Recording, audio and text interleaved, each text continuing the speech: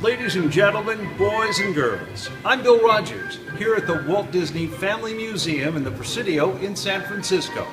If you've ever been to Disneyland or Disney World or any of the Disney parks worldwide, you'll want to come see how this is all started. Please join us at the Walt Disney Family Museum. The awards air Sunday on ABC-7. A lot of great performers with their fingers crossed tonight. The largest single collection of Oscars outside Hollywood is right here in the Bay Area in a museum. And they were all won by one man. ABC-7 arts and entertainment reporter Don Sanchez with Movie Memories.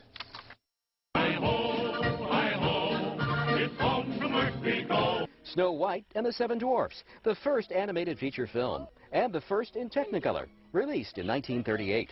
Walt Disney would win an honorary Academy Award for innovation for it, presented to him by Shirley Temple. The unique statue has one full-size and 7 miniature statuettes. A lot of people are really wowed when they come in and they see these Academy Awards here, and it's really a special thing to see the Snow White Oscar. Nobody has more Academy Awards than Walt Disney, and you'll find most of them here in the Walt Disney Family Museum in the Presidio. 26 of them that showcase Disney's animated films and his advances in technology. The awards used to be in Walt's house. Then they were wrapped in newspapers in storage boxes. But Walt's granddaughter told her mom she wanted them shown. Mom, we have to get these things out of the newspaper and get them out so people can see them. So here they are. It really lets you know a little bit about how important and what an achievement, what an accomplishment Walt managed to pull off. And there is the Irving Thalberg Memorial Award given to producers for quality work. At age 42, Disney was the youngest ever to win it. But this isn't the original version. Thalberg's widow, actress Norma Shearer, didn't like the face. So she personally paid to have a new bust made, and she traded the new one in for the 4 old ones. Those originals disappeared. This museum is a project of Walt Disney's family. There is no connection to ABC-7, owned by the Walt Disney Company. This is about Disney the man, his original vision of Disneyland, the watch he wore for years, a bracelet of Oscars he designed for his wife. And it has become a place of research.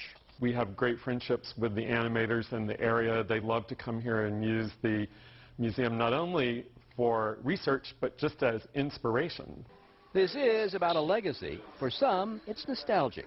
People of our generation think of him as Uncle Walt because we saw him on television every week. And for a new generation, this shows that he wasn't a made-up name or a brand. In San Francisco, Don Sanchez, ABC-7 News. So today for the Walt Disney Family Museum, it's a multi-dimensional look into Disney's life and legacy. Eyewitness News reporter Don Sanchez takes an early tour with one who knew him best. That's his daughter. Everything he did was for the family. His motivation, values created from childhood. Here it's a rediscovery of Walt Disney the man, not Walt Disney the product. We get off the elevator and you, like my dad, arrived in Hollywood. That's where we are. August 1923, a shaky start. He almost left town. But then he created the Alice series, featuring a little girl in a cartoon world. It was groundbreaking. They really formed the company on the strength of those cartoons. Disney's fortunes changed with Steamboat Willie. He introduced a little mouse who would be named Mickey. That success brought challenges. No one had done a color animated feature film. He nearly lost everything on Snow White. It became a classic. It was followed by so many more. You can see how the artist created figures, how a film developed. One gallery is a technical eye-opener of moving images. The high-tech part is such a tribute to what Walt Disney did in the world, which was push technology to serve storytelling. He always took risks, and he never worried about it. Example, for Disneyland, he borrowed on his life insurance. Wasn't he kind of putting us at risk if anything catastrophic had happened? This is a model envisioned by her dad. There's the model railroad that was in their backyard, and an apartment that overlooked Main Street at Disneyland. This will become a major research facility. It's not only the story of Walt Disney, it's the history of Hollywood and the development of animation, plus the creation of some of the most lovable, iconic characters in film. The exhibits have come from the family and private collectors, all set in a transformed former Army barrack in the Presidio. In San Francisco, Don Sanchez, ABC-7 News.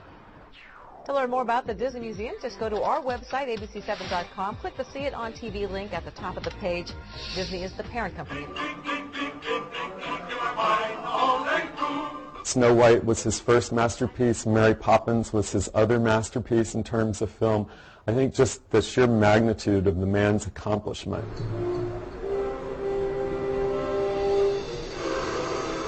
The family of Walt Disney began to migrate to Northern California not too long after he died in 1966, and his daughter Diane settled in the Bay Area. His widow Lily also moved up to the Bay Area, and with the family came Walt's personal effects, his collections, the archives, records from the various companies that he owned and ran. Everybody in the world was once a child.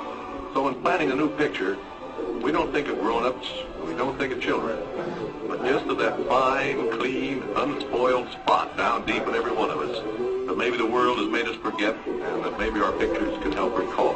For almost a decade, those collections were stored and worked on and cared for in one of the old Army base warehouses here in the Presidio. And that sort of started it all.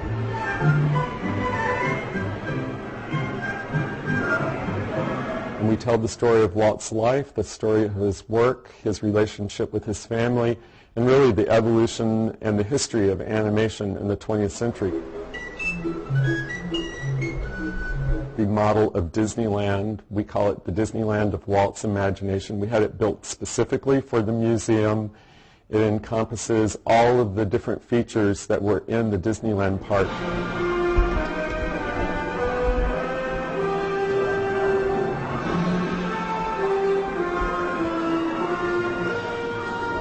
As we were creating this model, I found myself actually transporting myself to various different areas in the model, and it invoked a tremendous amount of memories for me that, fond memories as a child. There are a lot of places here on this model that aren't there anymore. So for somebody who was able to be in the park in the 60s and 70s, it was really, really cool. We think it will have appeal to a very broad spectrum of visitors, families, people of all ages.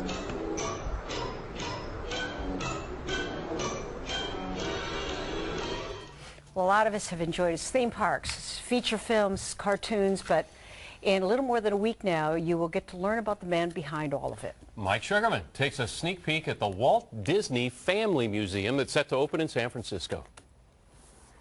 In an old Army barracks at the new Presidio stands a tribute to the man whose genius is timeless. Walt Disney. Most of us are inclined to think of the animated cartoon as a modern invention, like the airplane or the automobile. If Walt Disney had just left us with his catalog of cartoons, he would have been a legend. Within Adventureland is a wonder world of nature's own design. If Disneyland had been his only success, he would have been a giant. But those were just part of Walt Disney's legacy. The wonderful world of color, the Mickey Mouse clubs, television, movies. It could be argued he was the most influential man of entertainment in the 20th century. And now a museum to his work and his family. He was a good man, and the example of his life is inspiring and stimulating and kind of reassuring. Diane Disney Miller, Walt's daughter, lives in the Bay Area. One of the reasons the museum is here. A place of pilgrimage for Disney fans, but I think also just tourists in general. It'll really be a destination. A bitter feud between the Walt Disney Company and the remaining family has thawed to allow some of the material to be presented, mixed in among family home movies and memories. And along the way, you learn little stories about the man that could have forever changed popular culture. These are the first drawings that Walt made of Mickey Mouse. He kind of looks like a rat here. He was cleaned up later. And Walt thought it'd be a good idea for a character named Mortimer Mouse. But his wife Lily said, I don't think that's going to work. How about Mickey? And that's how Mickey Mouse was born. Among the things you won't see here is Walt Disney's brain on ice. The rumor that the family is saving it cryogenically is just that, a rumor, they say.